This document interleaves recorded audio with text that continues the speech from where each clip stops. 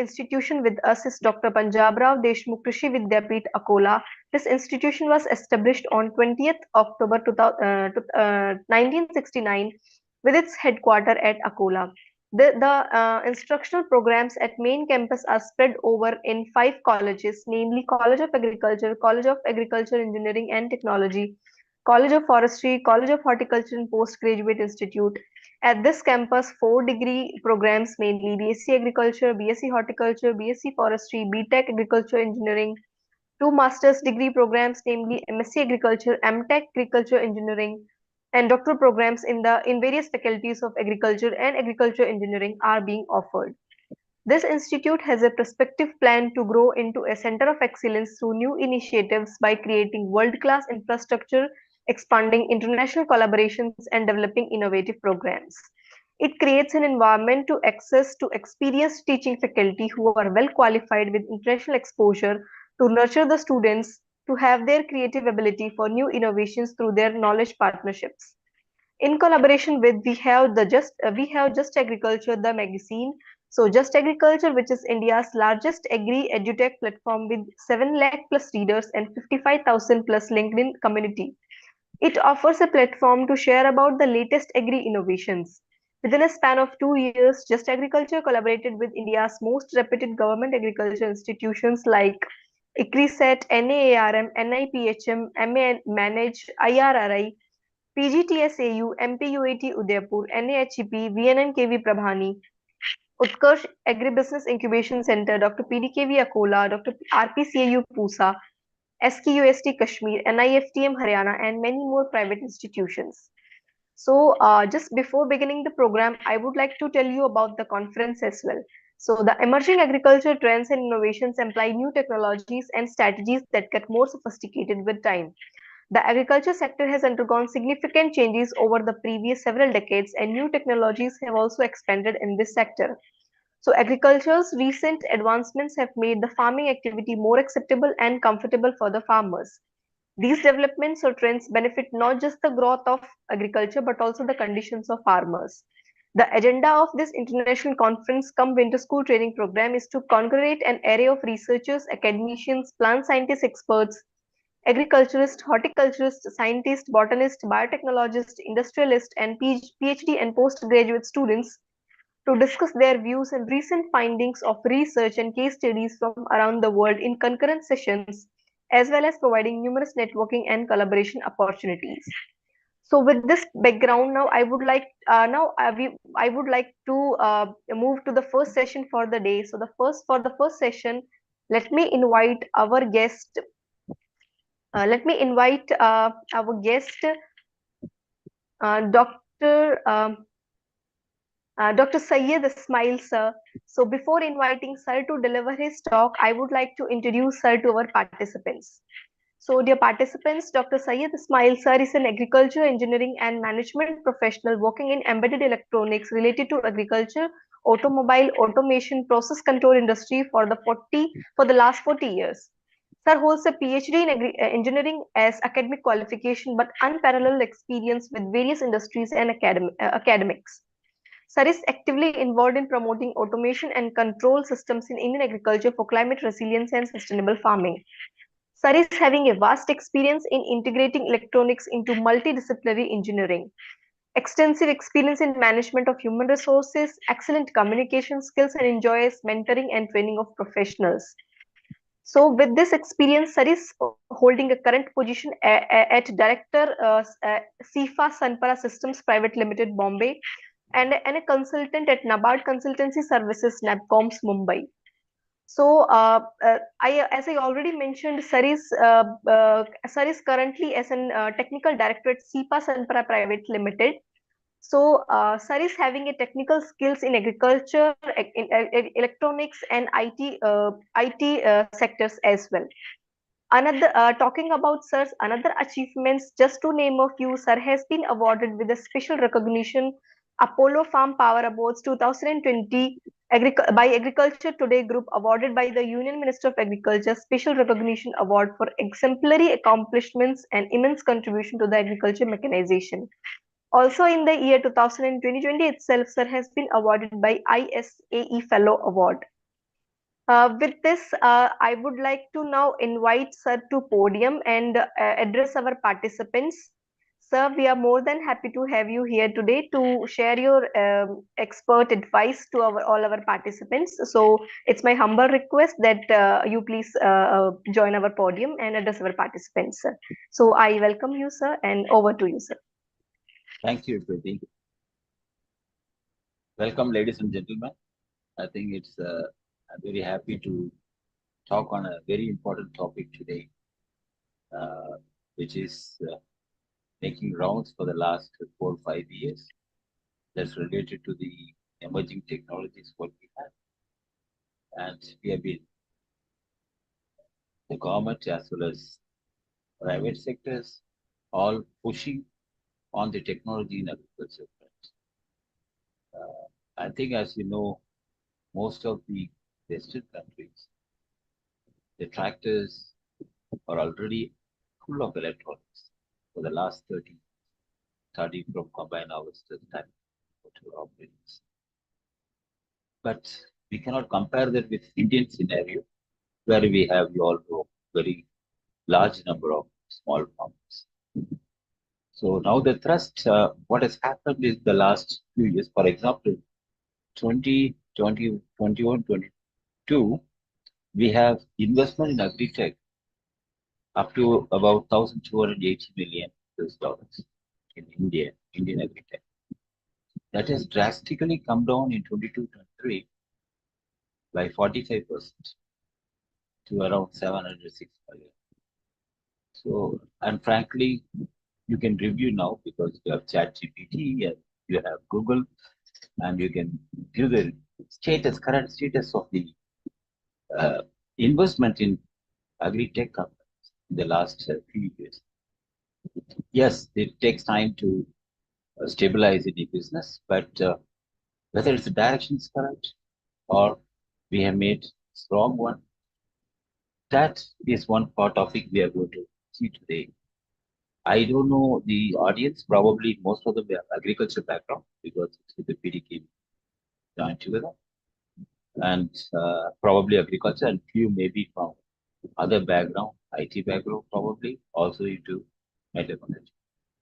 So those who are in agri background, we have opportunity to learn the basics of what are the emerging technologies. To understand that, we cannot just use hype words and quit. Like you see, a cell phone cannot feed the world, cannot produce food. So ultimately, it has to convert into realities on the field.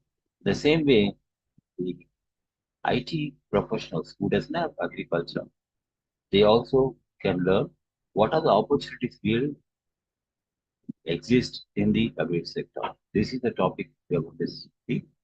We are going to see probably in about 30 minutes time, I think.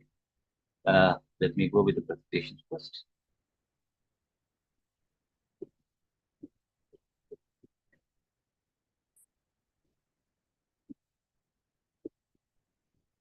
Okay, I think you can see them uh, okay, this is I'm going to talk, the topic is emerging technologies in agriculture, the hype and reality. Okay, what is the real hype or what the reality, what's hype? These are all some of the words you all know, might have heard.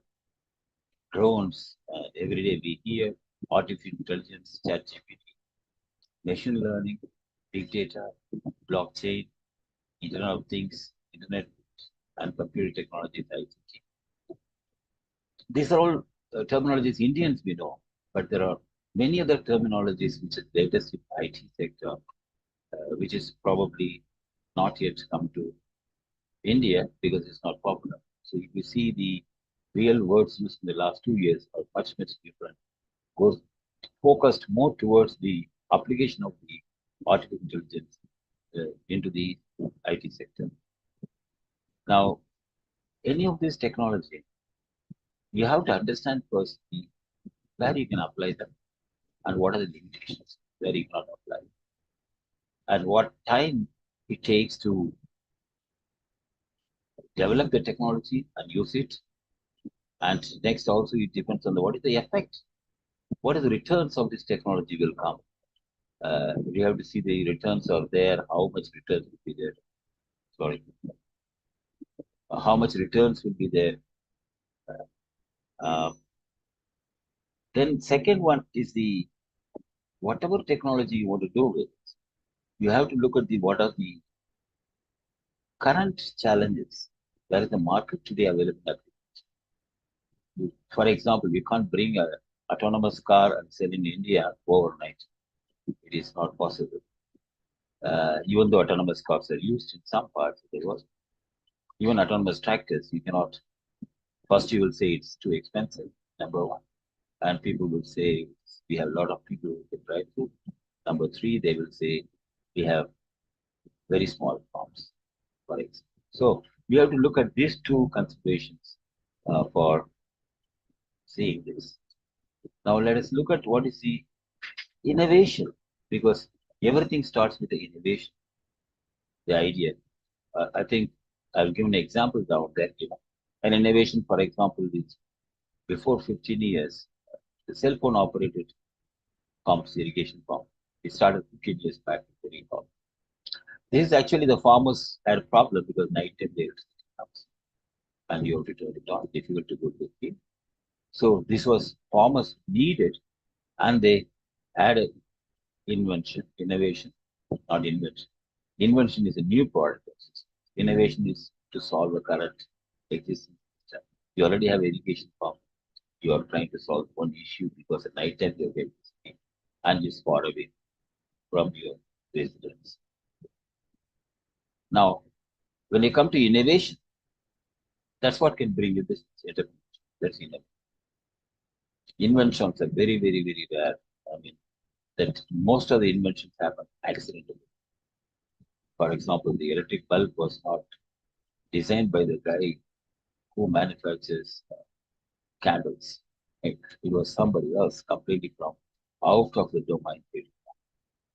So innovation is needs knowledge, existing processes. This is where one point the IT experts who are trying to come in agriculture, they don't know the knowledge of enough of the product as well as systems, which they have to learn. They cannot bypass. There is no quick solution for this. Conducive facility, knowledge, resource, environment, they are available.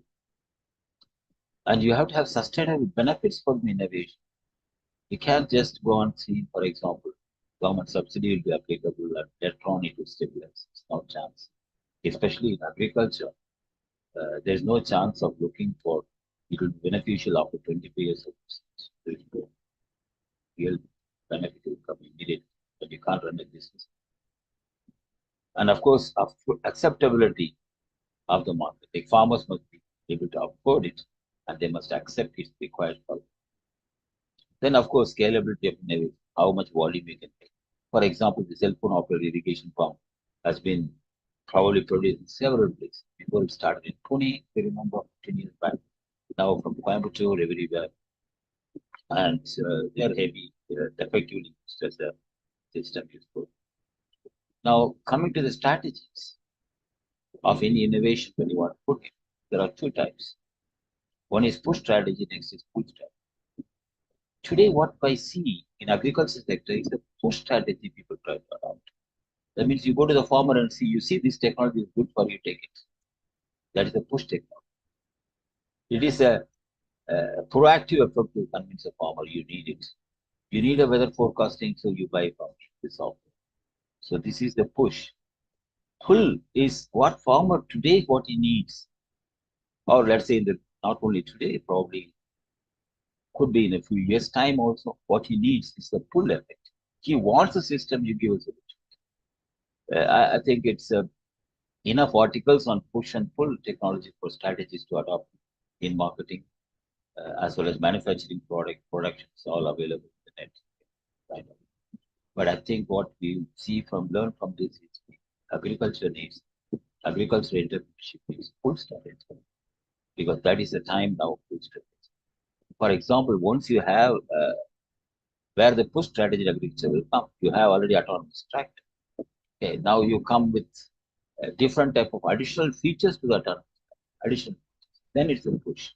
So they select on the features, but basic needs are met by post. Now, I want to, many of us are not clear on what are these words we use. Uh, there's magic words, I would say. Everybody talks today about blockchain, AI, and I think if you talk 10 sentences with any friend, AI will come. And a lot of claim on the net, and everywhere people say this is by AI, this is by AI. For example, a virtual reality is considered as AI, actually. So they are all uh, misunderstanding of the concepts. I think with that, you cannot run a business and you can't produce a product. So as a consumer or as a producer or entrepreneur, you must understand the basic concepts. There is unique differences between these words, what are used, or the systems, or whatever the software, whatever the hardware which can support it. There's a unique difference between them. So I'm going to talk about the unique differences that you have to keep in mind.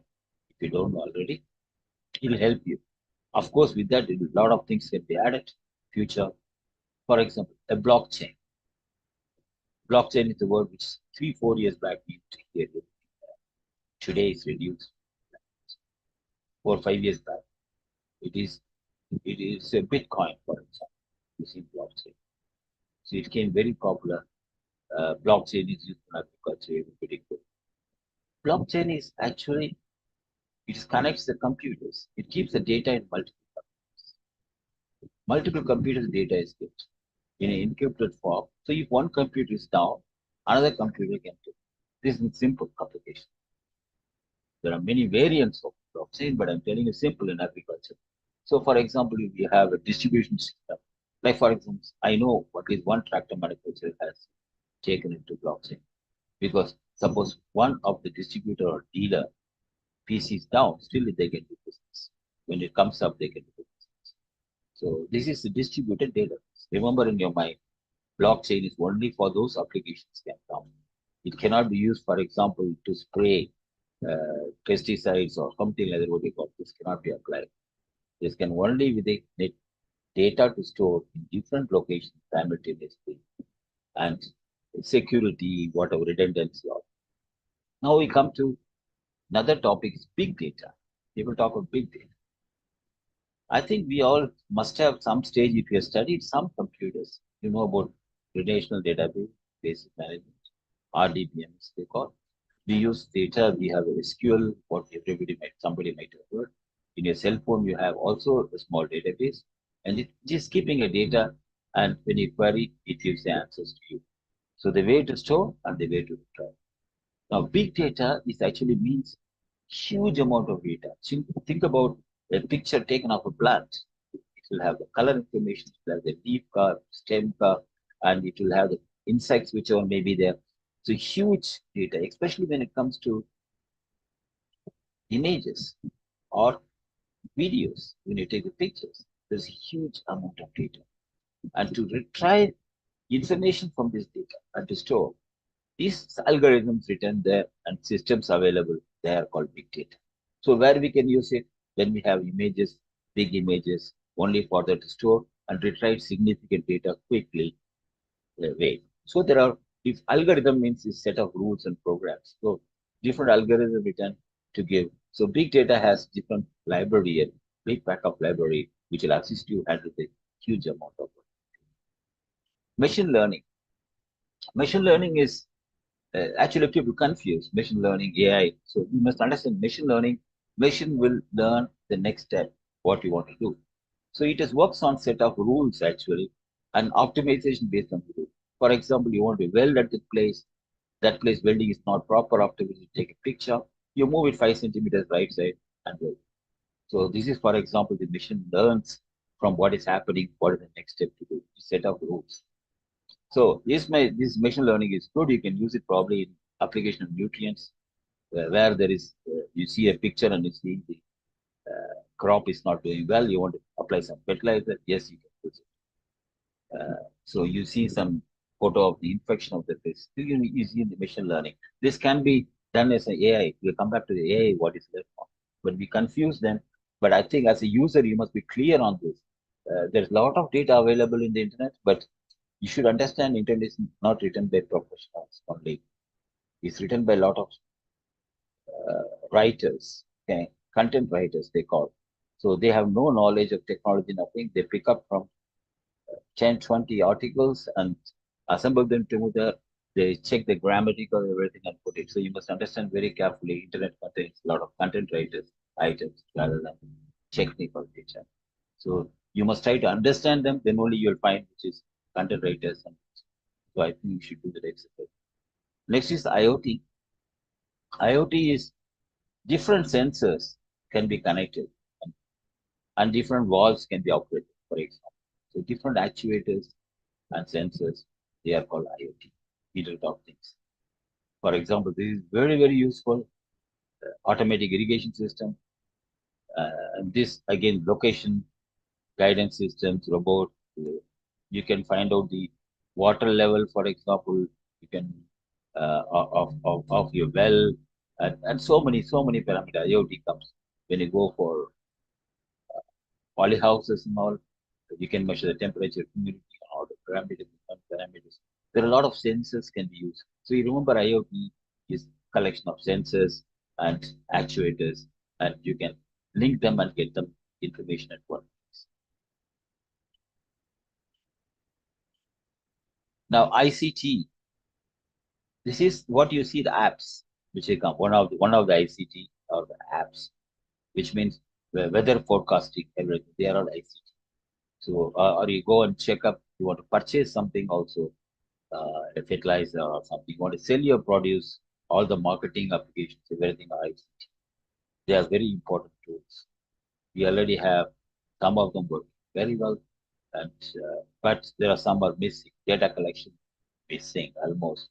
For example, imagine if I am going to grow onion, okay, this season, and before 10 days I put on the my app, I'm going to grow onion about 10 acres, and I see nearby all the people, everybody is growing only onion, and I get a projected price of onion, it's going to be low.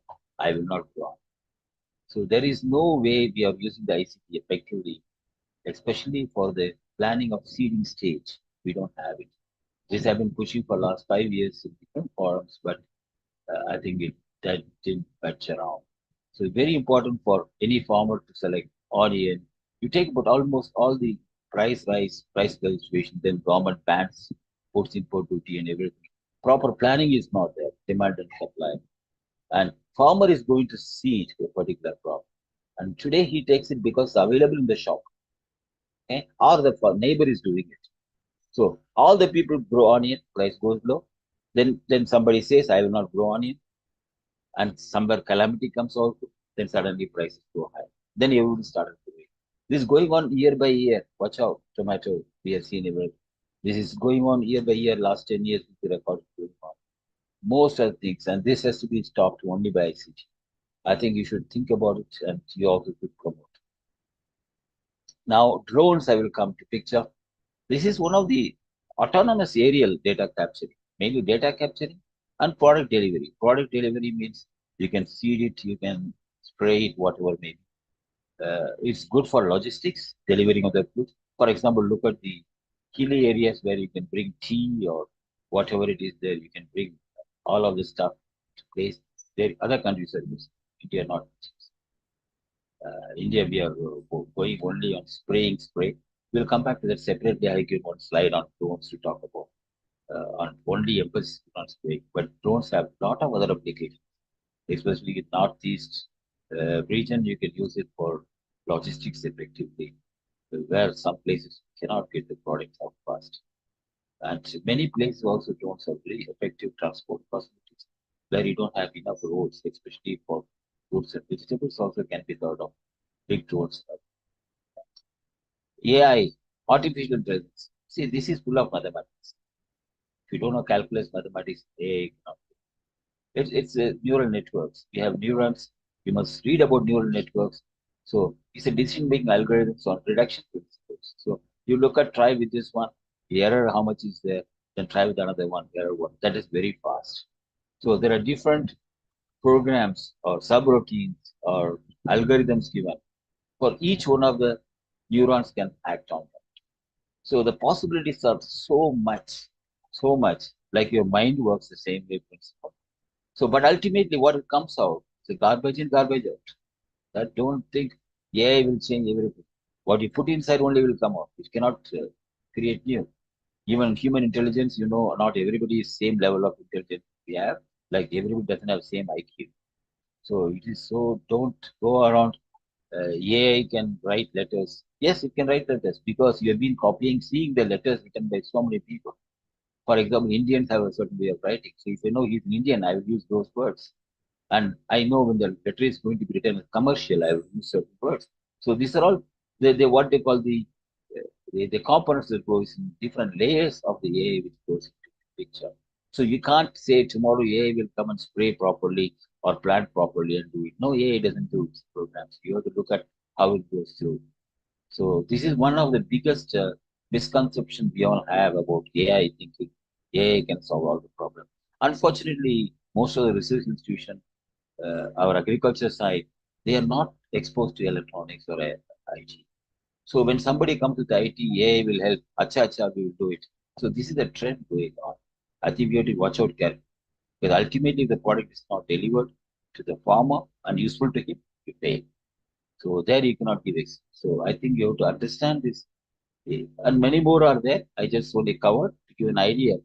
Only I emphasize here, you have to understand first each one. Don't just get carried away by the words. I will give you, uh, I will answer the questions afterwards, after finishing. Uh, Next is we should understand the hype and reality curves. Okay, this is one of the Gartner curves. Whenever a technology triggers, everybody started investing money and putting projects. So many people are involved or going on. Then they come to the peak of inflated expectations. Like I want uh, machine learning to do everything or AI to do everything, all the stuff. It comes peak of expectations. Different technologies, IoT, whatever you take. Then after some years, these are all years it will take. Okay, some years it comes to the this. That means nothing works. Whatever you try on the field or whatever you attempt, nothing works. So all this technology doesn't work. Then you got dissolutions. So I tell I will stop the project completely. Then you realize what mistakes you made and start copying the plateau productivity. This around 15 years scale around, you can put even 5 years scale, 10 years scale. This has been done, for example, here I'll show you one example. This is about 4 years, 5 years back probably, done by somebody for precision agriculture. You see on the left side rising for innovation trigger. You see a lot of them on-plant sensors, hyperspectral cameras. Even today, people talk about only hyperspectral cameras. But what purpose without knowing? Every university is spending a lot of money on hyperspectral camera without understanding what results it's going to bring, how it is going to make a product or a solution to the farmer, which people are not. Soil sensors. People were so much crazy. Now it's not. It goes away slowly. And machine learning, drones are now in the peak of it. It's the drones, for example. And ultimately, when you come down, it's a virtual reality, which we don't know still some of them. Uh, you see the simple terms like yield monitoring. Okay, this is a simple solution. I want to know which field gives how much yields, what is less for. So these are all the last property of productivity, where I get the results out of it actually. Instead of going and soil sampling, we are already there. India government of India has done a lot of soil sampling. That's a lot of productivity, for example. But certain things which are still we are in the hype curve on the top peak. So we should be very careful in the power peak or disillusionment coming. Should be very, very careful to decide about the particular pathway we have taken. We have to just go and analyze. The best way to analyze is talk to the farmers. Go to the basics. Don't talk areas that will not work out. You go to the farmers and see the reality. Stay in the farm. Understand. If you are a farmer, will you invest the money? That question you must ask. With that only you can solve it. Now, I will show you. This is done again 5 years back. I made this table of some of the not necessarily IoT. It's uh, different areas can apply. I will just go through some areas. You will understand how much area is thought about 5 years back. But still, you see the title is waiting for success stories. Okay, there are not much success stories come out, even though so many possibilities exist in agricultural uh, technology to do the work, but very less people work on it because they work on hype theories. Most of them. That is a problem with this. Like sensor development, soil moisture, nutrient analysis. Very few people do it, but the coloring given is green color. You see, they are important. Okay. For example, actuators, solenoid valves. We use a lot of them when you want to use drip irrigation, automatically do it. They are not manufactured in India still, significant amount. They are not all from there. And depth measurements, we don't have wells, canals, automatic irrigation, fertigation, measurement, we don't have. Show me if you have one or two decisions to not help. We have got how many millions of farmers, how many have used. That is the scale we have to use to measure it. Warehouse management, we don't have. We don't have anyway warehouses. Many starting now, yes, welcome. A lot of climate warehouses now controlled, done by NABARD project also. It's very welcome move, but very slow, very slow. Electric fencing, we have enabled this one. These are white color. This is the last priority. I only prioritize this. Land preparation, we already have them. Second, most of the land is leveled almost. Still, it's required. Weeding, harvesting. We don't have weeders and harvester, for example, for cotton, soybean, all manually we do. We only talk about we have harvesters, but only for wheat and paddy. What about cotton? Now we have hydroponics, polyhouse, greenhouse automation is almost nil. Only some imported and very expensive. Nobody can afford it. The farmers. If you see, there are tens of thousands of polyhouse in India. Tell me how many are using this. If only 10 are using it, there is something wrong. Food processing, we don't have. Solar pumps applications we have, but um, they are. I'm sorry. The next one is the I have put on white color the artificial intelligence, machine learning, edge computing. Okay, edge computing, I didn't explain about it. Big data, blockchain. These are all the other priorities stand before this, according to me. But I think we can use some of them, the developed technologies, incorporate into this. Now, crop protection sprayers. I've seen very seldom any universities working in crop spraying system, advanced spraying. When we understand only 10% of the chemicals we spray goes on the plant, 90% go to the soil or environment. Okay, imagine. These are all facts. Now, nobody works on the crop protection. Now, drones for planning and insurance. Okay, insurance, very useful tool for drones. It can take the picture of the crop and see the insurance. Livestock identification, very less work is done. Yes, there are some work done, not saving. Weather stations, some are done, but not everywhere. Now, drones. I always wondered on drones for last 3 years. People are working. I know people who have worked in companies. And actually, main reason is one of them pushed is non-availability of the farm labor. Now, it's a question mark whether farm labor non-available or is it expensive? This question you have to answer localized. We cannot generalize throughout India. So, but when you see it, yes, they are expensive in most of the parts. It can be quick operation, like low cost. Drones are the best, for example. Anything you want to do it quick, it's the drones. But there is a problem with the drones. Is it requires a full canopy to be grown. For example, sugarcane, grown sugarcane, excellent drone can be used, and it's useful also because normal manual spraying you cannot enter into the field, so it's better that drone sprays. So certain crops, when the canopy is grown, yes, it's an excellent product. But whether it can be used for all the crops, for all the stages, the answer is no. And for example, we have not done any research work on the nozzles, directional nozzles, discharge nozzles. No, we just use the Chinese nozzles, what they are made. So I don't, sadly, I also see that many universities have, I don't see any number of universities working on this particular ones. When they are promoting drones, none of them working on the nozzle designs. How to do it. So I think this has to be done because it's based actually the whole chemicals out. And chemicals are poison. You should understand. Chemicals are poison. And like I told you, only 10% goes to the plant, even with the other ways of spraying. But drones have more wastage because When a person sprays, okay, he goes and sprays, he knows automatically there's no plant. And even he's a bad guy, he will not spray on the soil. But drone does not. And people, those who don't know knowledge, they think this camera it will identify. No, the technology has not come to that level of affordability. Yes, you can take a camera, you can process. Yes, possible. But it's not available even in anywhere in the world. So it is only an idea. It is not come to the practical as a product out, affordable product out. And of course, drones have another issue of environment. Many of them goes on the air. So I think in the recent, people last year it was there in London, the river Thames was polluted because of drones usage. I think we should read carefully about drones usage.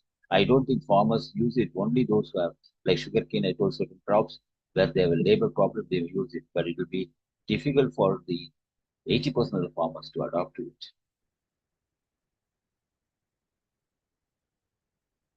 Now, current challenges. I'll see the current challenges.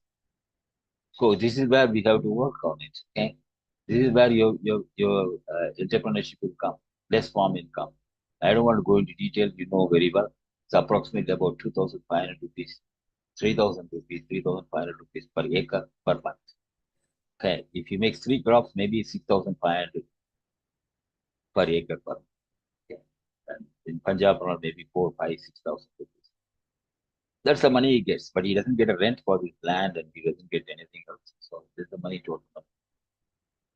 And our subsidies have come around 3,000, 3,500 rupees per acre per year. Now, we have high chemical application, I already told you. We consume about 90% of water. And human consumption is around 3 to 4%. The rest industry and power plants. 90%. The same figure was before 10 years, it was 80%. And groundwater depletion is very dangerous levels.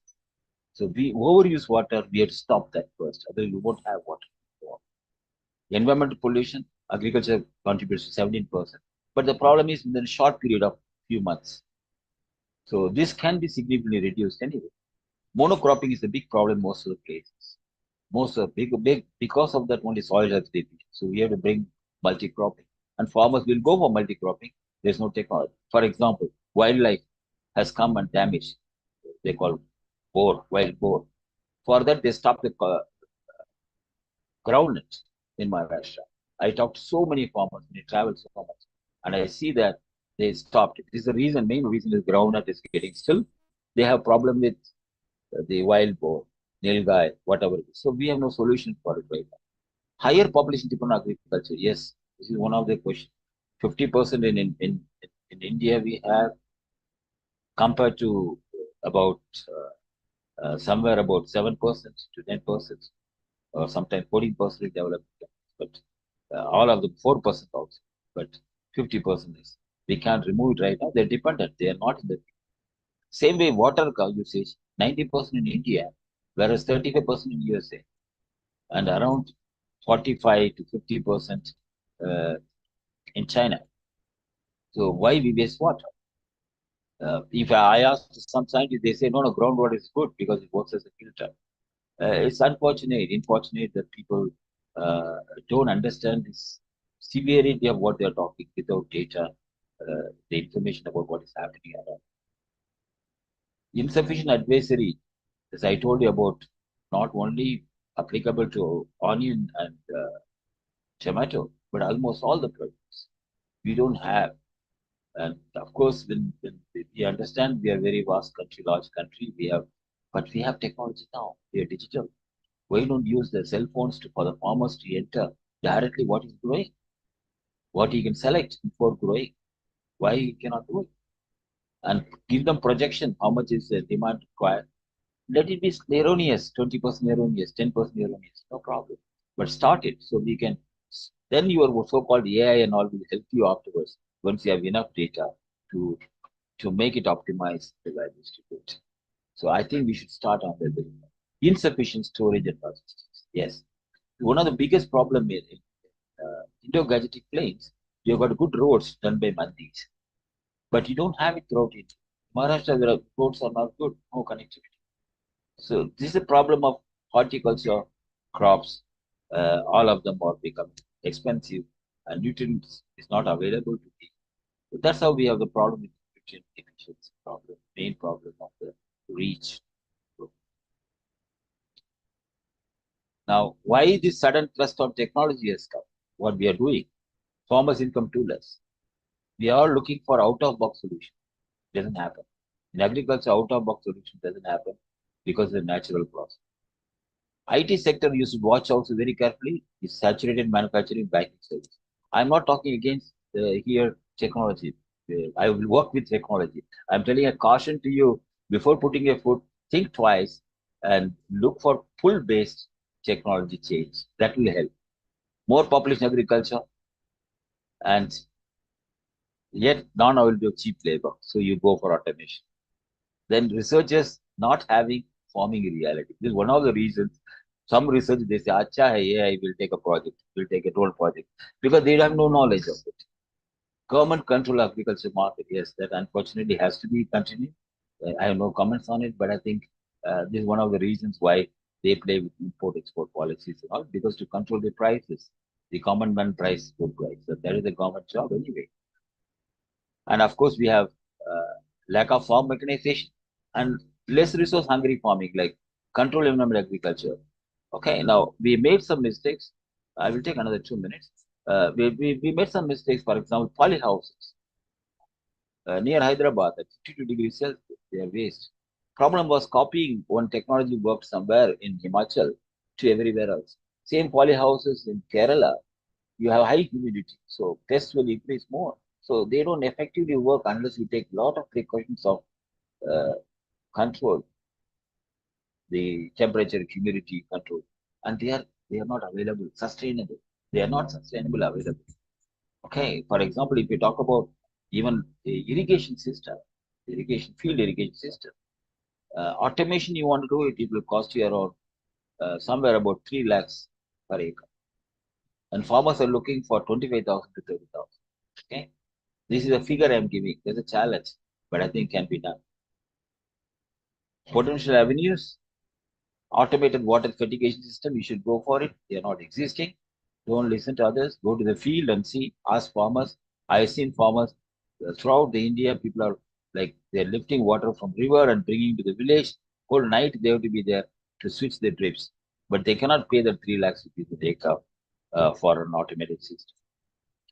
But it's possible to do it if a team of people get into it, we can make it cheaper. Automation for polyhouses, automation is almost nil existing, according to me, excepting some imported and some of them very, very expensive made and affordable. Here again, people look for really low cost solution, but the volume is huge. Volume is low cost solution. This is good for entrepreneurship.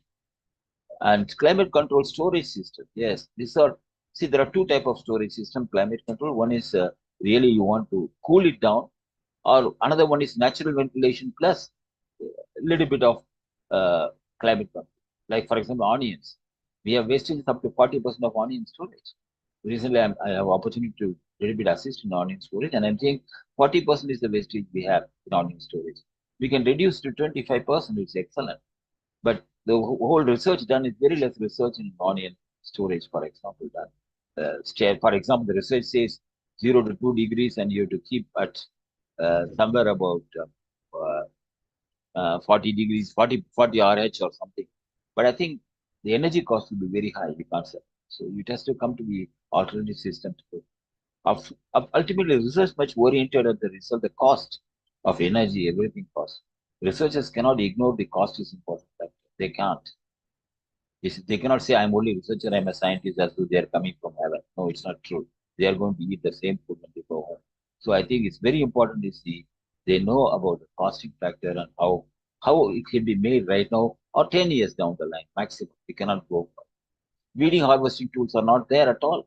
Cotton, I told you, these are all very good scope when you want to go for it to develop. And technology can help in cotton picking, for example. So cotton picking is one of the ideas I know already. One of the companies are working on it. And I think there are huge potential for this type of areas with the new technology coming. You need cameras, you need to pick up, you can use your AI, ultimately, whatever it is there, and machine learning, everything you can use for this type of small product. We want them actually machinery, small machinery. Even autonomous is okay. Okay, autonomous only we require policy foundation. Small readers, autonomous or assisted work. So reading is one of the tedious job. And today you get, for example, 600 rupees per day you have to pay for cotton pay, for labor per day, some places. So it becomes too expensive. So that is the problem they're facing. And spraying also is around because our cotton is let me not go into detail of it. Around we have 5, 6 pickings. So there are different problems oriented. So an IT person cannot understand what is a cotton pick in India happens, what happens in Australia.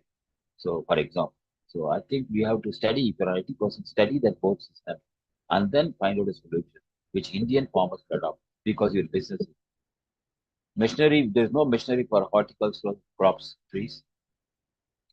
Plant advisory long term. This I have seen before 4 or 5 years back with virtual reality. They are showing you just take a camera, photograph, cell phone near a plant. It will show automatically the insect or disease infestation. Because normally we find out the disease only after 15 days. The first attack gone, then only we come to know. So this is very interesting topic. So this is what we will do.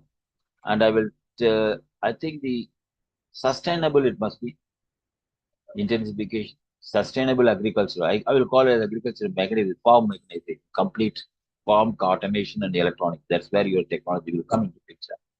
Optimum use of farm inputs. That's where the farmers can make money. You reduce the fertilizer consumption. You reduce the chemical consumption. How many of you know what is the seed treatment cost? Okay, just simple question. So how can you reduce it? How can you reduce the chemicals? Too high component of the purchased, bought out items for the farmer today. So how to reduce it? I'm giving free electricity, no solution. Free electricity is very little percentage comes in the energy compared to the rest of the cost. Environment friendly agriculture. These points, if we cover and do it, probably the new technology will have a big scope. I with this word, I would like to close my talk. Thank you. You can ask questions. I think I can take the questions. I hope so. Mr. Ravi Prakash.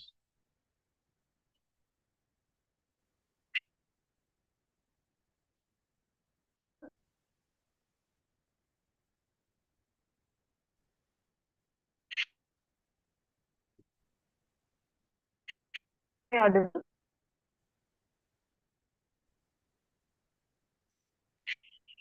Hello. Yes, I have completed, madam. Okay, sir.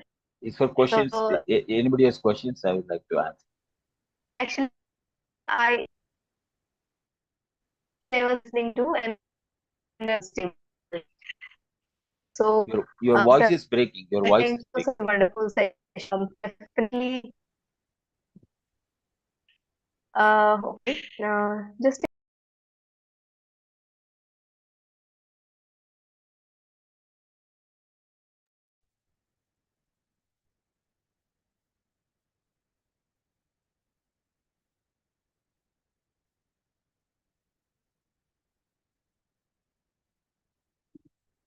I think anybody has questions till she joins back can ask questions.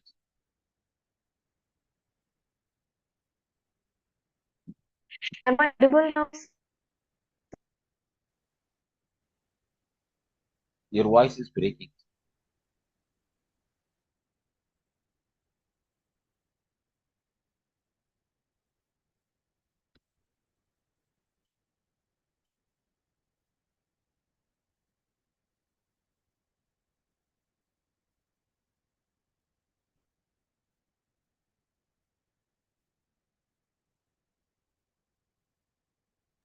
I think it's clear now, sir. Yes, clear, clear. Yes. Thanking you. Thank you for a wonderful session, sir. And definitely, like you could, you could, with your expertise, you could sensitize with such a nice topic to all our participants. So it's my humble request now to all the participants, if they have any question, they can put in the chat box or they can directly, ask to sir. So chat box is also enabled, sir. So I cannot see any questions. To directly to you, if you have any questions, please look into the chat box, sir.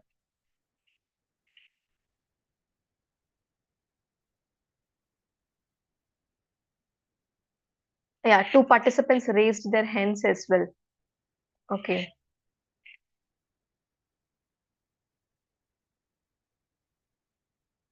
So, participants, the chat box is also enabled, as well as the access to unmute themselves is also been given. So, please, if you have any query, you directly ask to sir.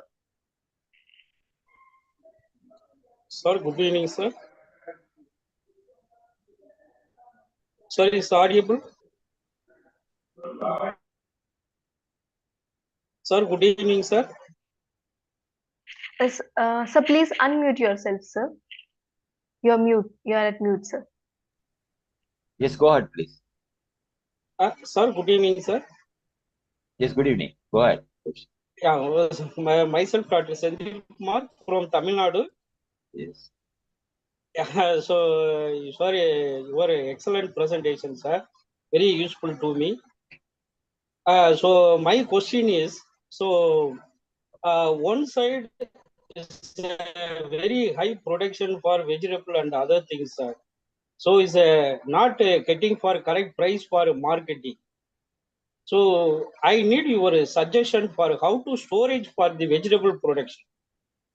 Yeah. So how to storage for the product or tomato and other onion is a very difficult for storage to farmers. So one is a very big problem in India. Okay. So yes. in correct price is not get to farmers. Is any idea about for storage facilities for vegetable production for farmers? Yeah. When you talk about vegetable, they are different. Onion is completely different. Onion, for example, you can store at around. Onion, tomato. No, So no, one no. side very You high can't have. production, sir. No, no. Another side not get price. No. Let me explain you. Let me reply you. Number one, you told about onion is different. When you want to store brinjal, it's different. Tomato is different. Okay, you can't have one type of system for all of them to cater it. Number one. For example, onion is you can have around 20 degrees, 22 degrees, and you can have the humidity control 45 to 55, 50 degrees, 50% RH. Then you can go for Yes. uh, almost 5 6 months. You can store it 4 5 months, but only that is possible. But same way, tomato, if we talk about, you need about 2 to 3 weeks is the storage you require. You have to lower the temperature down. So now you tell me which crop and see. The biggest problem why is happening is price is different altogether. Why it's happening, I explain you. Because you all grow only one type of crop because thinking more money will come. Because we have no system of collection of data which farmer grows where. So that we have to start now. But before that, your clustered approach you have to do. Okay. Clustered approach of horticulture, which is now promoted by horticulture also now. But they have mission horticulture mission is supporting it last 1 year. Clustered approach for the vegetable and polyhouses because transportation become easy. So now, for example, you near Hosur, you have a lot of things. And actually, you should have what you call peri-urban. Peri-urban or urban agriculture is good for horticulture. So you see, vegetables are confused maximum by cities, not by villages. Okay, vegetables when you see it, we produce enough vegetables the country, but we waste around 40%. So the idea is you have to choose the correct vegetable, and you have to have the market before fix and before you go ahead to sell to make the vegetable production. That's what currently I can do. And storage you contact, and different storage are available. There are so many avenues to find out. NABARD gives you storage systems for different products, and I think you have to look for it and tell me which crop, then I can help you out to find out who is making it or how it is. Thank you. Next, I think Ravi Prakash Verma was raising it. Thank you, sir. Thank you, sir. Ravi Prakash Verma.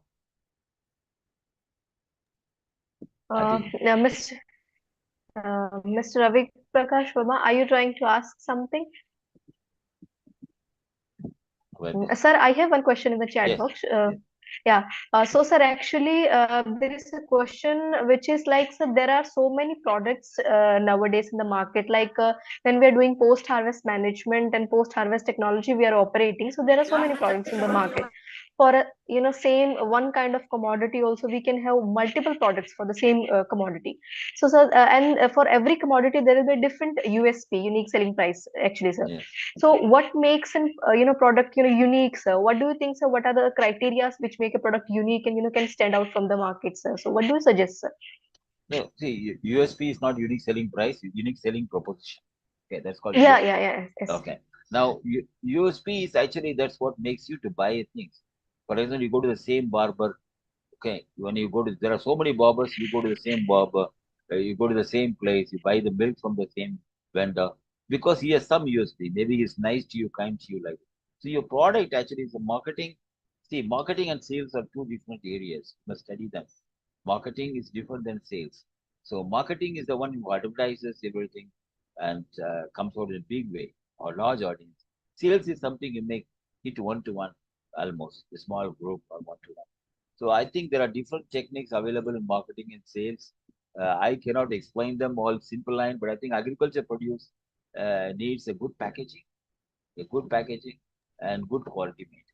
Yes, And sir, yes. even for spices and small, let's say sambar powder, they are making millions and millions. Okay, now in the last 10 years, India has improved. They're making so much small product out, and many of them are exported. Many of them are exported. I think we should look at particular product. If you tell, then we can find out how to do it. But there will be a corporate competition. For example, in honey. Okay, you remember those days, one honey you buy, one guy free, one honey, one bottle free. So actually, we found out the honey is sold much more than what the world produces because from Chinese somewhere syrup comes out. This is a story of 2 3 years back. So I think this all you will face, but I think local product and local market is more effective first. And export you go, you have to see the export restrictions, regulations, and certifications. And we have some people who are doing that or who are working on that. Tell me the product, I will tell you. Good evening, sir. Yes, you're, yeah, from Uh, Priya, Priya brother Panja, Panji, Priya brother Panja from West Bengal. Anji. Sir, is it possible to get the information, the production of different crops all over India or in any local area? Is there any method or any technology developed? No, no, that's what I'm telling. That's what required. Actually, we have a crop estimation system. So they have estimation crop sowing also. We get estimates. The department collects and sends to the government. And also crop cutting exercise is done where you measure how much produce is done. But they are not as quick as possible. For example, seeding happens in 15 days. So I want to know within 15 days to decide which one to plant. So this information is not available unless this I proposed to long back to NABARD also, but I think people didn't see the importance probably. I think the every farmer must be able to enter in the cell phone. I'm going to grow tomorrow, uh, or within this week. I'm going to put onion. Then let us see how many farmers have selected onion. Then this problem will solve. I think we have to all fight for such type of app, and it must be somewhere a government related base must be there. You cannot trust a private party to run that. So this was one of my insistence. Even the app can be made, but it should be somewhere linked with the government related, state governments and central Sir, government should roll the positive role to play. Government should make a policy all over India where the crop production is going on, or that should be forecasted so that the farmers could get ready for their produce or the local or as well as all over India. Isn't it? Yes, but I think we should avoid what government should do. I think we'll see what we can do. I think that's a Oh, bit out of our range. I say we should talk about what we can contribute or we can influence. Okay, I have another question. Mohammed Altamas from chat box. He has asked about especially the El Nino impacts.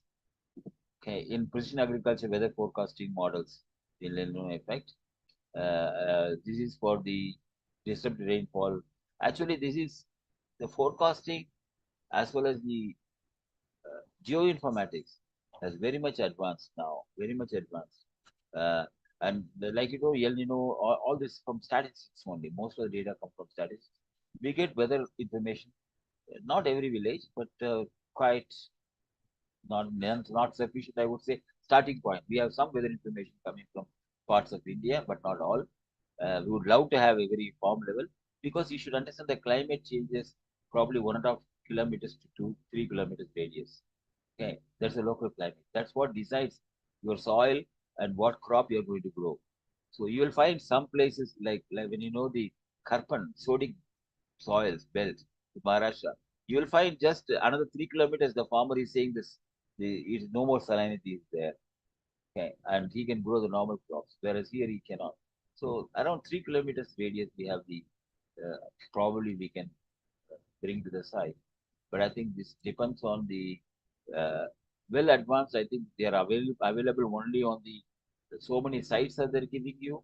What is reliable, I can't say that. And many of the private companies want to make business out of it. I doubt it will go very long way. Even though even the weather stations are owned by private companies, they give only to the department the data, not for public. And you have satellite imagery available very fine from some of the US companies, quite expensive. So, but uh, what the farmer wants, let's not worry about technology. Farmer wants to know when to sow. Now that information available, you can sow 10 days afterwards, 10 days before, that's already available. Okay. So that is enough. Farmer is not going to do what he will do. He's grown the crop, what he will do when the climate changes. But you have to suggest him what crop to grow for resistance. So like that's one of the question of traditional seeds use it or whatever it is. Don't go for only high water requirement, high fertilizer requirement seeds. So not all of the BT are this one I feel, but some of them you have to be careful to select the seeds also. I think training is provided all study material. Yes, I have given my PDF file of the presentation that can be shared. We can ask them. That's all the question I see in chat box. I have taken too much time. I think no. I think No problem, sir. Yeah. So, thank you so much, sir. Thank you for patient answering, sir. And it was a wonderful, informative talk, sir. It was worth listening to you, sir. You shared, real life problems, real life solutions of that, and we could listen to you with your experience also, sir. So it was a wonderful listening to you. So on the behalf of our team and our participants, I must convey a big thanks to you, sir. So thank you for joining with us, sir. thank you. Pleasure is mine. Thank you, sir. So, dear participants, moving towards the next session for the day. So, without any further delay, I would like to introduce you to our next guest for the day. So, for the second session of the day, we have with us Mr. Bishwajit Behra, sir. So, sir, are you there in the meeting, sir? Yeah. Hi, everyone. Yes, sir. Yeah. Thank you, sir. So before inviting you to deliver your talk, sir, I would like to introduce you about our participants. So, Mr. Bishwajit, sir, has over 14 years of experience in the agriculture and allied sectors in India, Africa, and South Asia, with proficiency in agribusiness and natural resource management, as well as development financing. He has worked for organizations like GIZ, TechnoServe, World Bank, Mastercard USA, Avishkar Capital in the agri and allied value chains, marketing and financial linkage in FPOs in the 24 states in India. He has also been involved in several initiatives to provide access to finance, market linkages, private sector mobilization, promoting convergence and partnerships between stakeholders in agri and allied sector technology to support smallholder farmers, and has a strong track record of successfully implementing innovative business models. So currently, sir is working as a team lead for PSPFO project of Technical Support Unit, Directorate of Horticulture, Government of Odisha, and who is engaging in providing technical support to this above mentioned, that is Director of Horticulture, Government of Odisha. So with this brief background, now I would like to invite sir to the podium. So sir, please, I welcome you to the podium, and I would like to request you now to address our participants with your talk. So over to you, sir. Yeah. Thank you very much. So I'm actually looking forward to be part of the earlier session as well. Attend earlier session where I couldn't. There was some meeting was going on. So I'm looking forward to speak on share my experience on the market part, particularly on e-market, how the e-market is evolving in Indian agriculture space, what are the scopes, who are the major players, and what are the way forward looks like, and how smallholder farmers can benefit. And I would also like to share one real project case study of the PSFPO project, where how the e-market, what role the e-market has played in terms of income realization for the farmers in Odisha. Would like to share that real case study as well. So, shall I share my screen? Yeah, Yes, sir. Please, sir. yeah,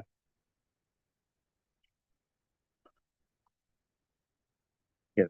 So, I think is it visible? Yes, sir. Clear and visible, sir. Great. Yeah,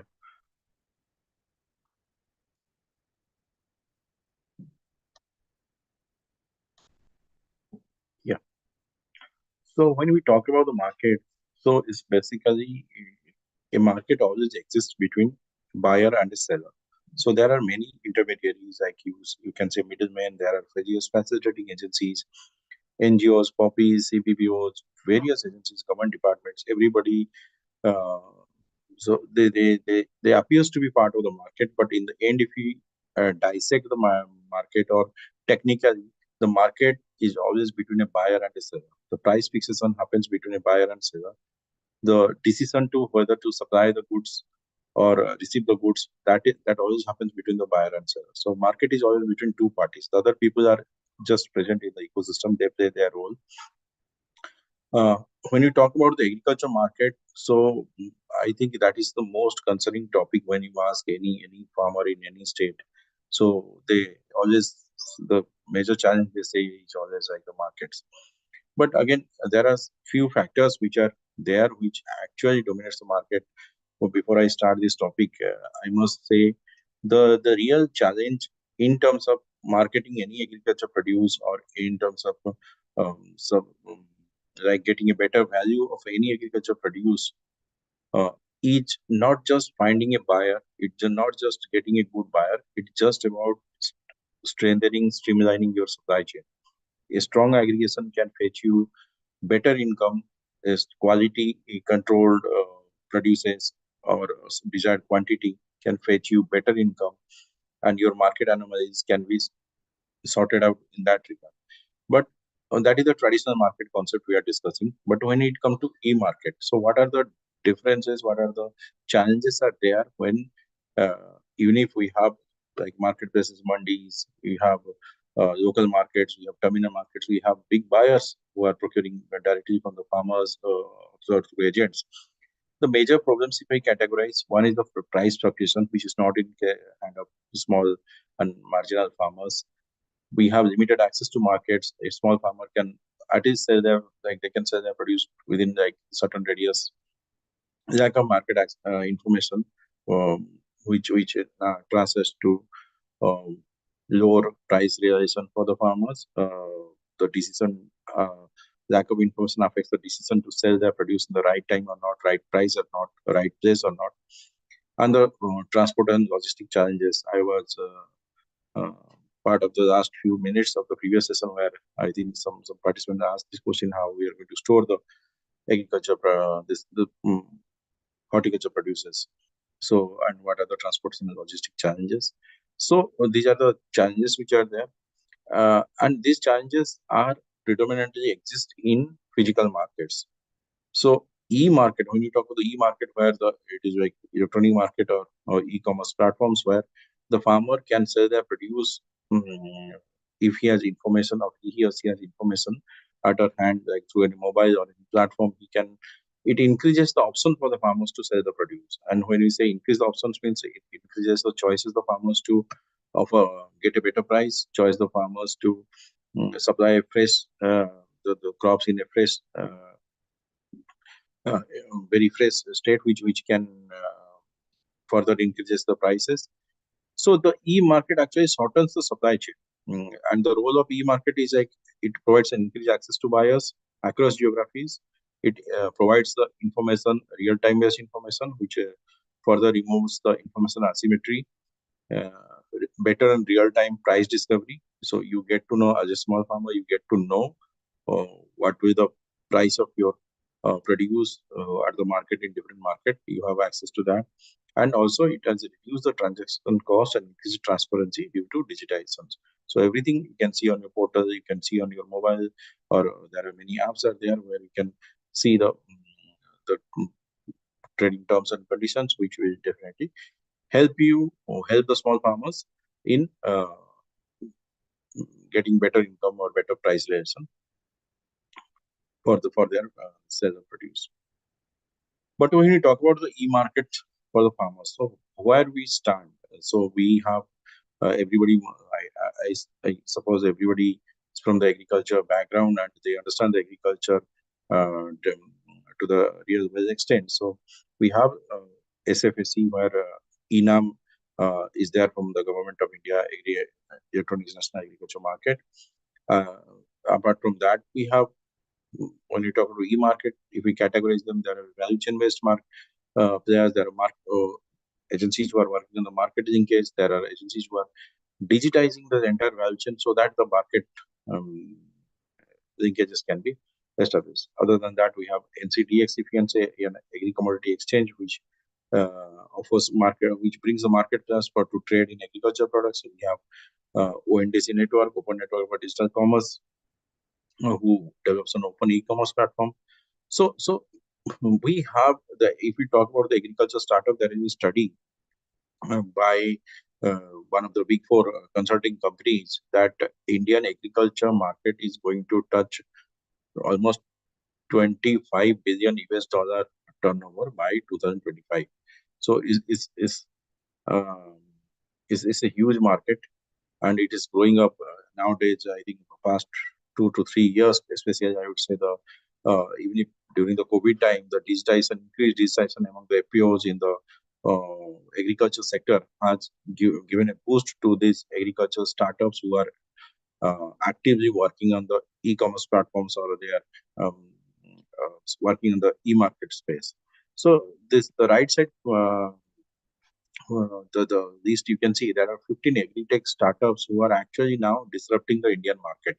If we talk about the e-commerce, you can read out the names like OTP, Waycool, Intel Labs, Farmart, Ergos, Cropin. These are the very agri-tech startups who are providing e-market platforms, e-market services for the FPOs, for the farmers, even if, to the women SHG groups as well. So they are working on this communities, but they are majorly leading the e-commerce marketplace in India. Excuse me. Again, I'd say if I categorize them, it will be into three categories, like value chain, where some are working exclusively on the value chain, but some are providing only exclusively in market linkage, some are digitizing, and they're helping the value chain and market linkage part to grow. If we now, having said this, I just want to highlight on the ENAM. So ENAM for me, as a I would say agribusiness person, background person, I would say it has been launched with a very noble objective of kind of bringing buyers and sellers at one place so that the price can be decided. But I think the systemic arrangement of the ENAM is not fulfilled by to a greater extent, which has actually reduced its potential to support the farmers. I would say it is in a you can see the achievement of ENAM so far in India context. So it has been implemented in 27 states. There are more than 2.5 lakhs traders have been registered on ENAM. If we talk about the FPOs, so we have almost around, let's say, almost close to 20,000, 22,000 FPOs. So 3,405 FPOs have been registered on ENAM portal, and in terms of farmers,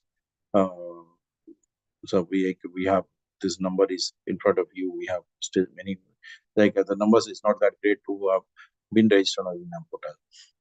Now, but look at the process of how ENAM works. Like the farmer registers on the ENAM portal.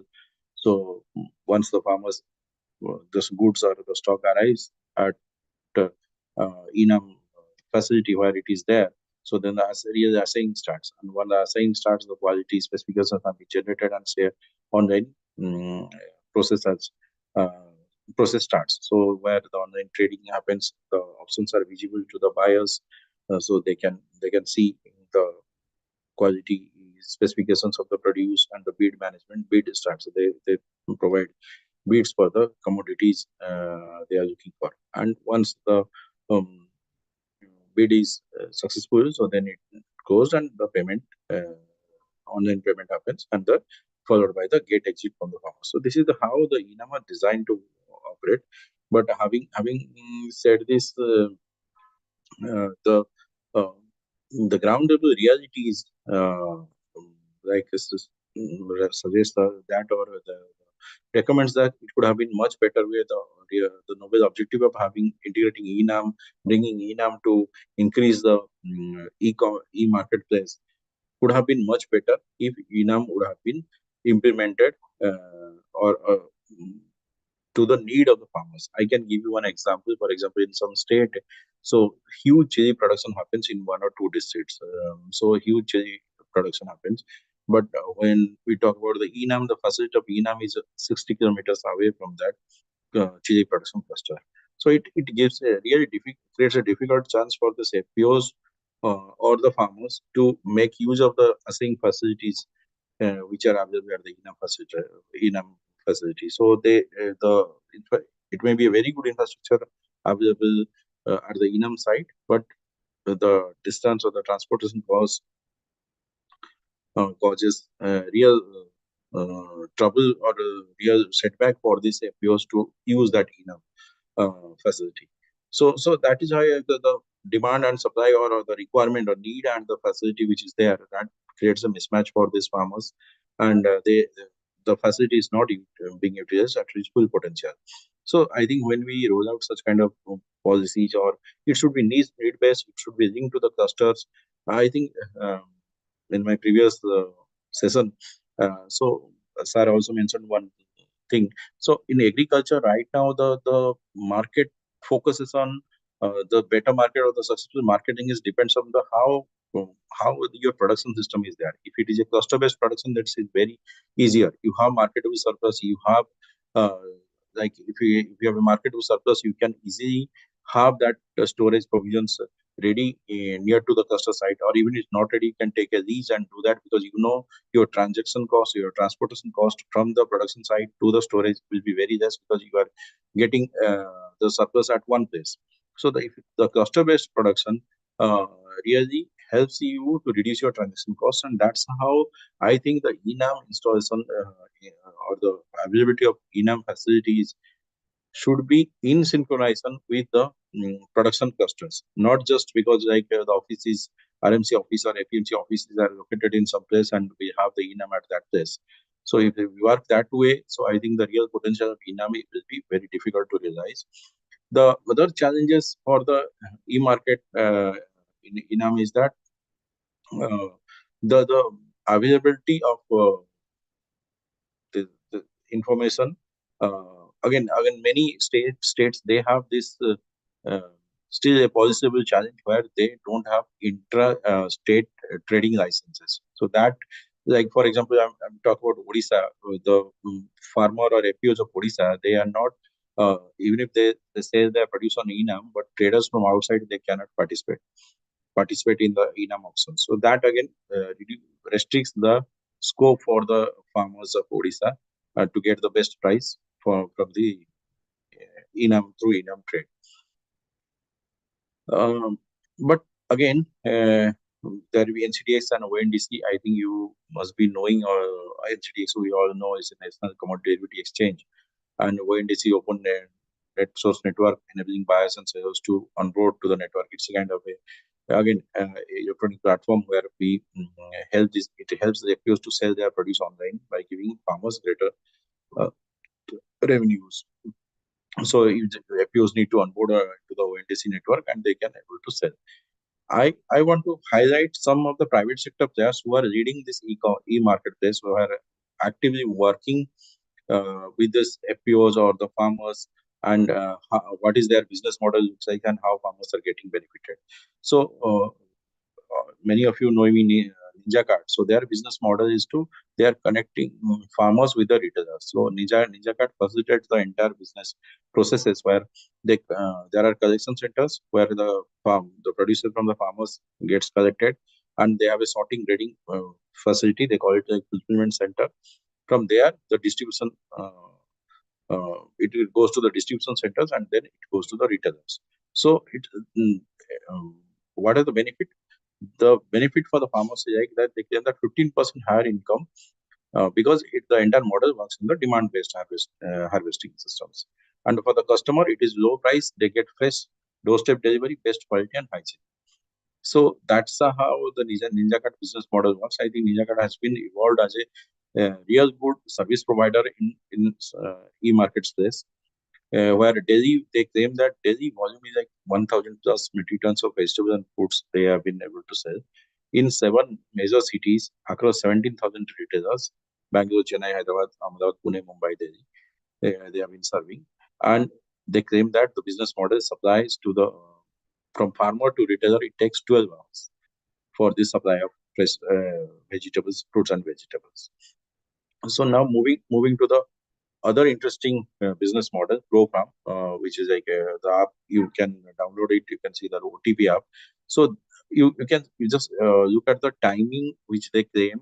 Like you can look at the photos. Below the photos, the timings are written 12 between 12 to 6 p.m. So harvesting as per the demand predicted. So if you log on to the OTP app, you put your demand. So the harvesting starts at between 12 p.m. to 6 p.m. as per the predicted demand. By 9 p.m. to 3 a.m. and that like in the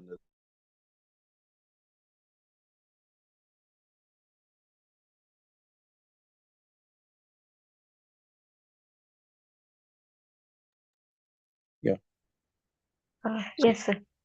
yeah good receipt and overnight dispatch starts, and in the early morning hours like 4 a.m. to 6 a.m. the orders are packed and received by the partner delivery partner and immediately dispatched to the consumers.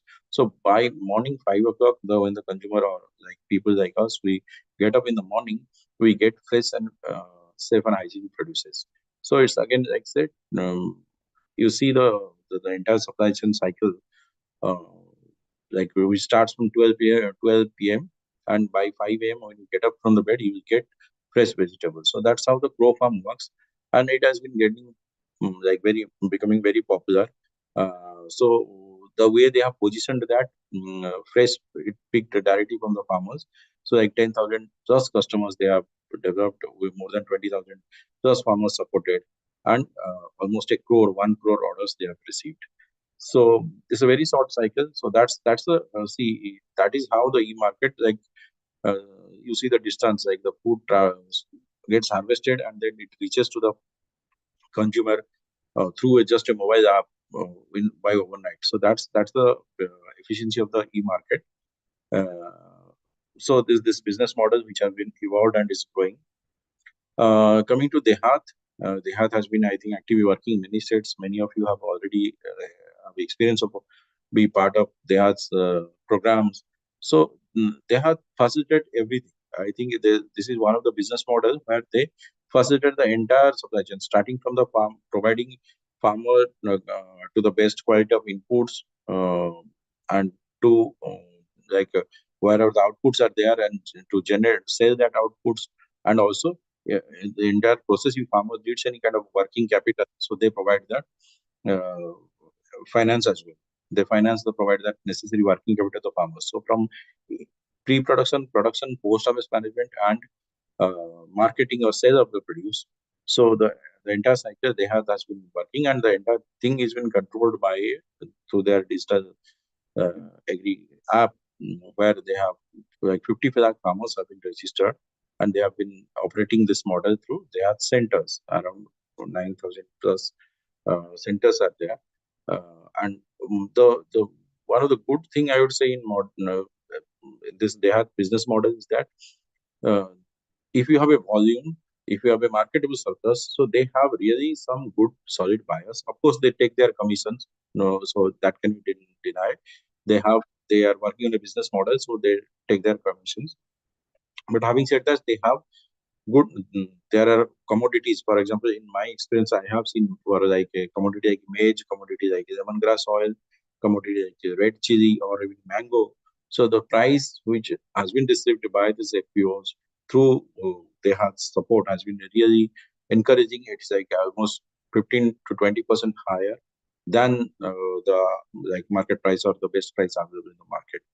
So and they want to capture the entire supply chain by providing quality input materials to the farmers, timely input materials. So that's their business model, and I think they have been growing very rapidly, especially in the North Indian part, North Indian states. Again, I would say that this e-market, again, we talk about e-market. When you talk market, it's all about volume. So the volume or the success of the e-market, I would say, if we talk about the individual farmers, I think the role the FPO, farmer producer organization, they play, that's very important when you design any kind of marketing intervention strategies. FPOs provide as a single window service center. They can starting from the input and demand generation to output marketing or be any kind of technology integration. So I think the success of the e-market or the way the e-market is evolving, it will be more successful, more efficient if it has been built on the platform of FPOs rather than individual farmers. Coming, I would just want to tell you this case study how the e-market transformation happened in FPO ecosystem in Odisha. So before I start, I think many of you must not be knowing about Palladium. So Palladium is a very consulting company. We have been working in the agriculture space for the last 25 years, almost 90 countries around the world. Some of the high value commodities, like almost you name any commodities, we are been supporting, and mostly we are supporting building business models and transforming this agribusiness sector with integration of technology, with integration of market system development. So market is the first thing what we do in all our projects, and everything we do, this is quantified and it will be measurable. Um, so so this particular this transformation of e-market system in Odisha, it started at three levels. It not only the FPOs cannot were not able to do it, so we worked in the three like levels. One is the ecosystem. We engage extensively with the private sector. We facilitate increasing access to market, access to finance, because you cannot market your products, you don't have a supply system ready. So we build partnership and convergence. Then at the government level, I think policy initiatives are very much essential to facilitate the market. There are a lot of laws, regulations, certifications are required, which actually facilitate your the smooth functioning of the market and the FPOs. So you have to develop the capacity of the FPOs. Particularly, you have to demonstrate at the field level capacity of the FPOs so that they becomes market ready. So you can see the result. There are some few results how the like in 1 year's time, I would say. So we would able to bring 31 private sector players for like procuring to the FPOs. And when I say private sector players, it's mostly we call them the success of the market is relies on the repeat buyer concept. So gone are the days where we can just say that I have a 5 buyers, 10 buyers ready and they are ready to sell. Then your model becomes successful. It's not the case. You have to generate a repeat buyer. Because if you have buyers who are procuring from you not just for the first time, they are coming back for the second or third time, then you say that your supply chain has that credibility and capacity to deliver. So your ability of supply chain or the strength of your supply chain proves when you have repeat buyers. So there are some repeat buyers who are there who have been procuring from these FPOs. There are in first years 60 plus FPOs have been linked with the private sector. So this is not a very, I would say, very easy task, because you need to make this FPOs market ready. So they are in a position to supply. So when I say to make them market ready, so those post harvest management practices need to be induced among the FPOs, and they have been trained. In terms of payment received, almost 40 crore payments were received by this FPO, the 60 plus FPOs from these buyers in 1 year's time period. As a result of which, there was a study conducted by NABARD, where in states like Kerala, Madhya Pradesh, and Odisha. So in Odisha, farmers actually the percentage like 13.4%, but if you take a range, it's like 12% to 18% for various commodities.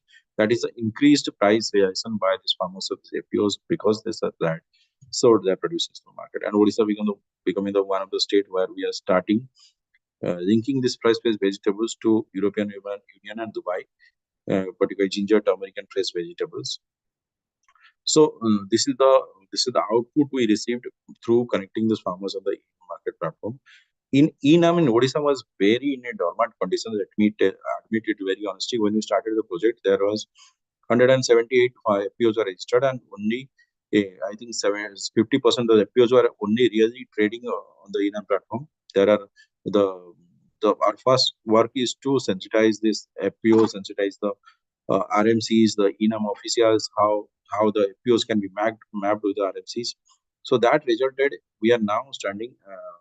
This is August figure, but right now we have 485, almost 500 FPOs have been registered on Enam portal, and out of the which is like 170% increase in terms of value of crops. You can see that where it was 22.7, now it is 76.5 crore value of crops have been traded on Enam portal in Odisha. Odisha is the I think number one state in the country right now, or in terms of number of FPOs onboarded on Enam portal.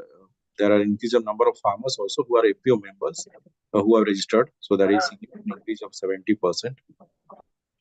And when the FPOs who are brought to formal practice of trading, like number of FPOs like 120% FPOs, almost you can say 36 FPOs were there. Now 81% who are been trading by signing an MOU. This was not the case earlier. It was very informal trading.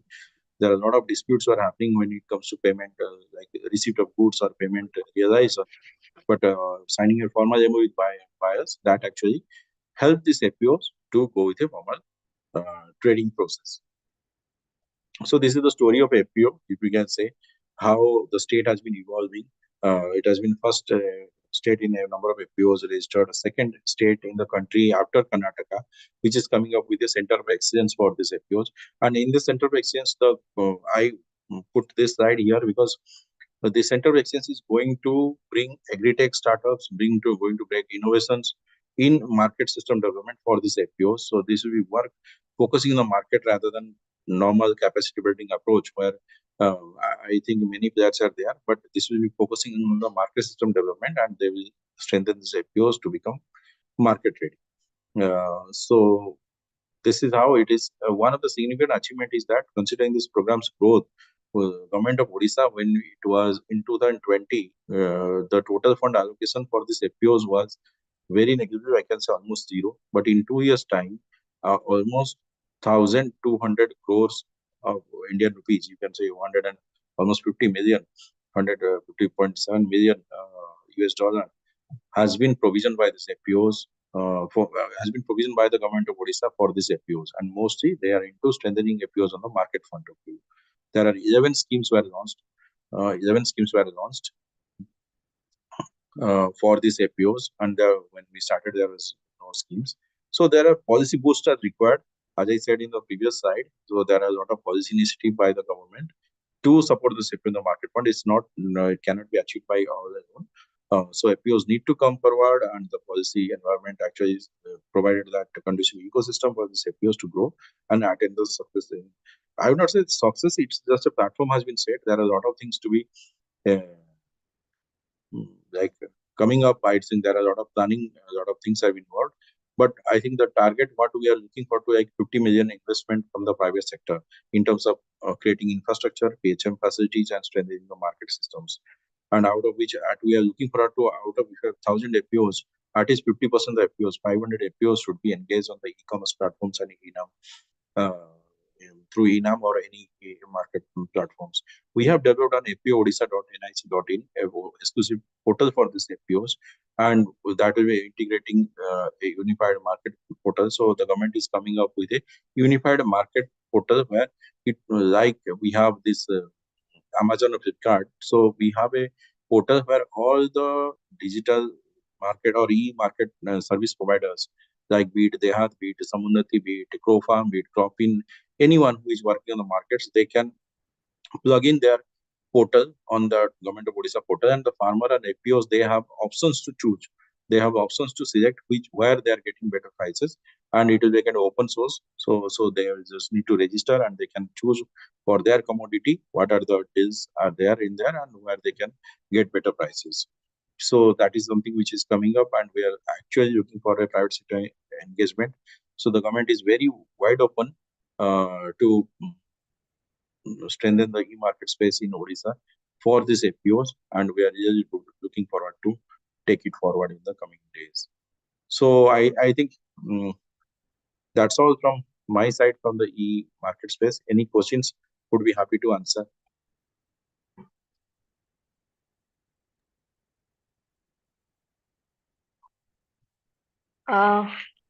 Thank you so much, sir.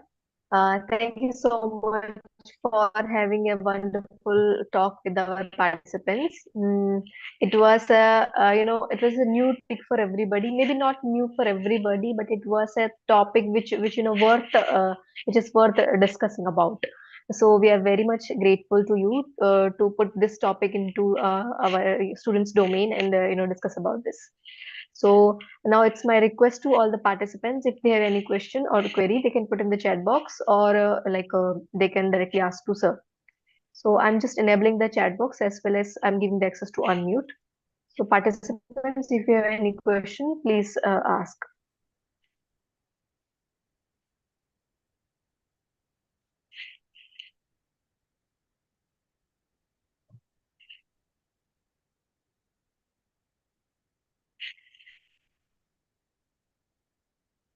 So am I audible?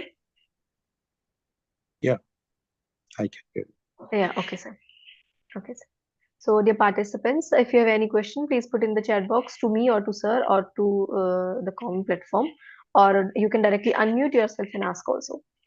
So meanwhile, somebody asked a question. I have one question, sir. So Yeah. in one of your slides, so you mentioned like the Ninja Cart, sir, Ninja Cart. So the company, I mean the startup, what they are doing is like there'll be a total increase of approximately 15% higher increase of income to the farmers, as well as there will be a lesser price to the final consumers that it will be. So, sir, actually, I'm not getting because actually the thing is, sir, when there is a chain of margin that is going on, when we are going from the producer to the middleman, maybe not the middleman or the whatever the agency is included, then it's going to final consumer.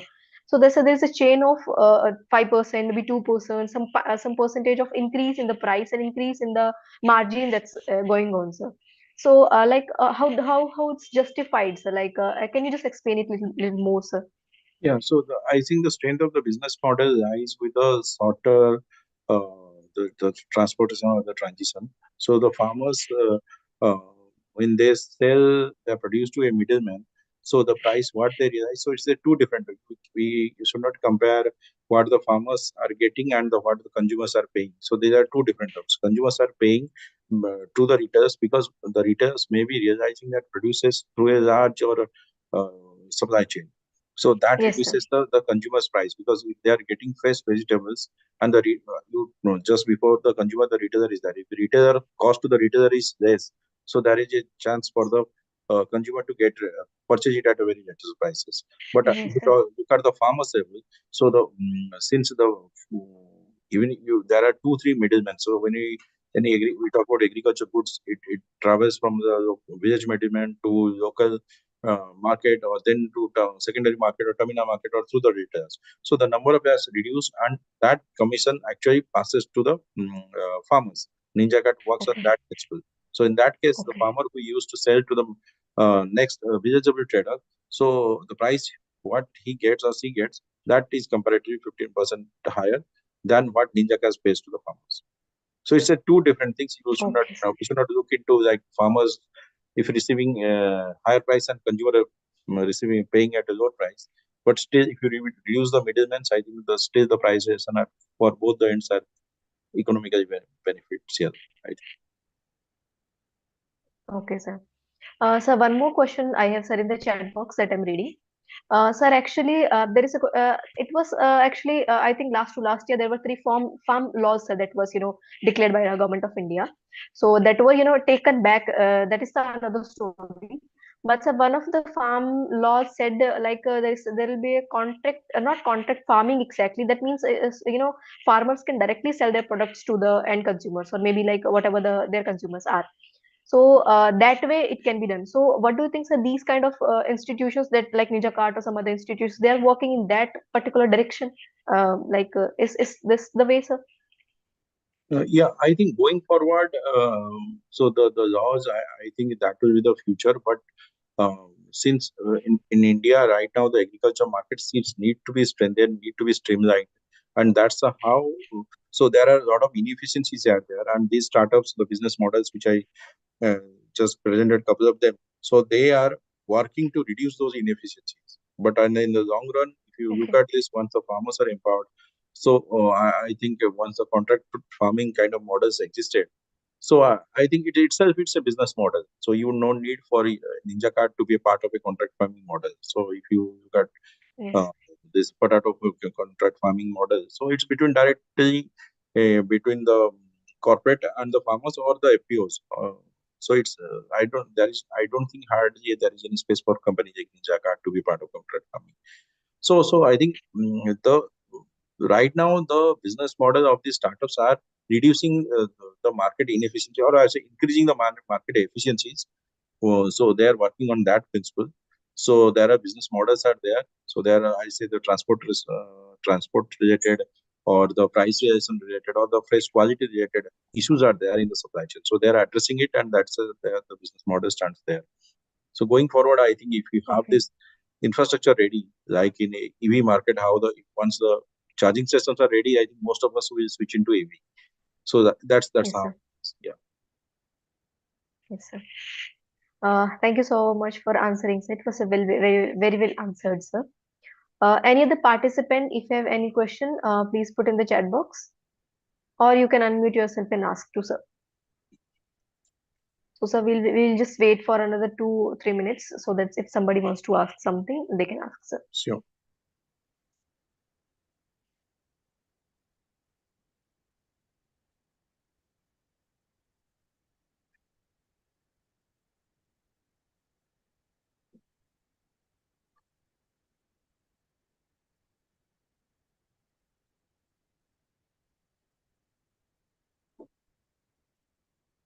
Dear participants, do not you have any question?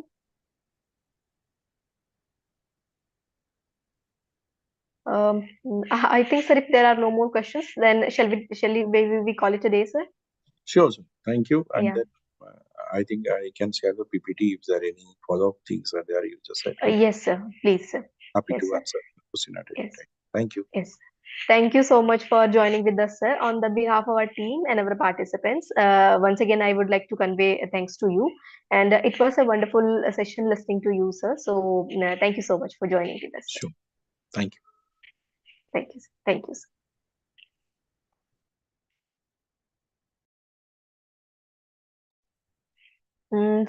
Dear participants, with these two sessions, we will call it a day. And now we will be meeting again tomorrow with our new sessions. So till then, I would like to say good night to you and have a nice day. Thank you.